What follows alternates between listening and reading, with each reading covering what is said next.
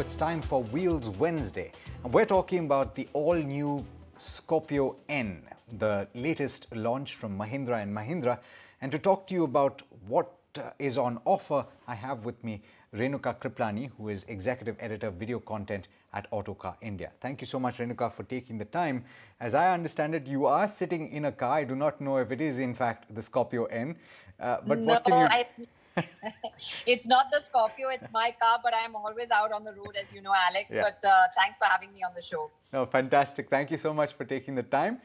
What can you tell us about this new Scorpio-N? We've seen some of the visuals. What can you tell us? They have priced it very competitively. They've given prices for the manual variants as of now. And the prices are from around 12 lakh rupees to about 19.5 lakhs. So they're covering a very wide spectrum of price range over there with this Scorpio, similar to what they had done with the XUV 700. So, the attempt is to capture a bit from all kinds of SUVs. They're not just pitting themselves against one particular segment of SUV. They've kind of pitted themselves again across the segments of SUVs that there are in the market. Because there really is no technical competitor for the Scorpio, for what its size is and its ladder-on frame. There's no real technical competitor for what the Scorpio segment was. I think they're just aiming to take a share of the pie from everyone. What I can tell you is that it comes with a 2-liter petrol engine and a 2.2-liter turbo diesel engine. They're very powerful engines, and we've seen the same engines in the XUV 700. They, of course, they're in different states of tune over. So you have a good amount of power. The entire car is all new. The chassis is new. In fact, there's nothing that's similar to the older Scorpio except for the name, and of course, this one has that N tacked on to the end. I understand that you can share limited details, but in terms of strategy, Scorpio and Bolero, correct me if I'm wrong, Renuka, were extremely popular products in particularly the rural space. And it was a very different market that they catered to. Is this the attempt to change that dramatically for the new Scorpio? I think so, because then they've got to segment their cars, give it different strategies, have a space for each car.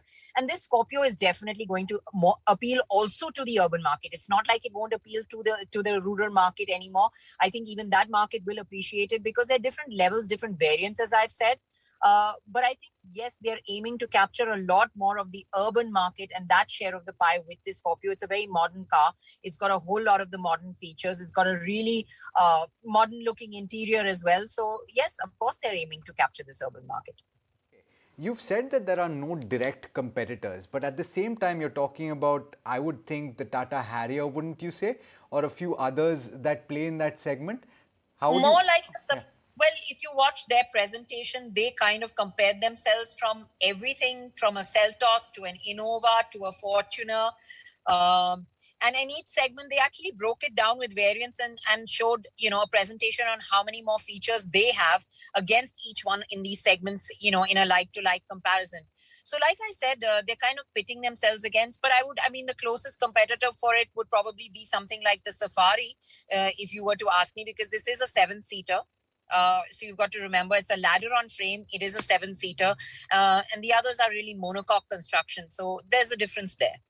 Okay, Renuka, this segment on this show is aimed at giving people an actionable insight. So, of course, this is early days, and I'm guessing people will go out and drive this car. You yourself will drive the car, and I'll be looking forward to your review as well. But for somebody who wants to put money down, it's still, I think 25,000 units that are on sale available. And I know these get sold out very, very quickly.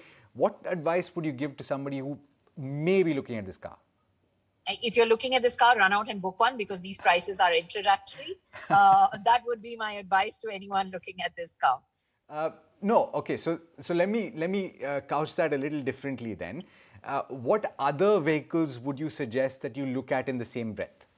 So look, people buy for different reasons, Alex. So it's not easy to comment. When people normally ask me this car or that car, I normally ask, what are your requirements? if people are looking at it for 7-seater space, or whether people are looking at it for the boot capacity, whether people are looking at it as, just a car that's tough and rugged to drive. So people buy for very different reasons. And for that, that's why all kinds of cars sell in the market. Otherwise, there'd be one variant or one kind of car that we're selling over the others. I think it depends on the reason you're buying this. And like I said, I can't offer you an opinion on the kind of space in the third row against the others, or I can't even compare it right now. But I think people have seen the visuals. They've seen the walk around. I've actually put up visuals of the boot space and things yesterday. So I think there's a lot that's floating around there, and it actually depends on your requirement. And like I said, I'm still recommending that if you're in a market for a 7-seater car, something that gives you a good amount of performance, go in there and make your booking. Okay, all right. So that's the word. Thank you so much, Yeah. Renuka, for taking the time. Okay.